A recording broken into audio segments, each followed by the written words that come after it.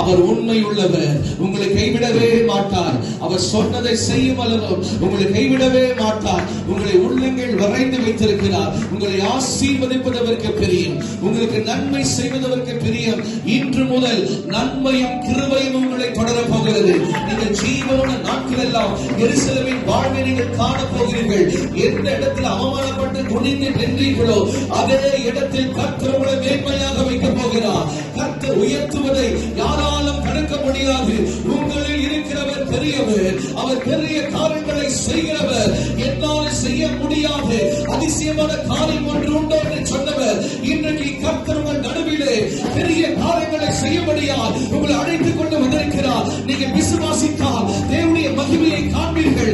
2-3 பேர் மத்தியில் நான் இருப்பேன் என்று சொன்னவர் இன்றைக்கு இந்த காலை வழியில உங்கள் மத்தியில் அவர் கடந்து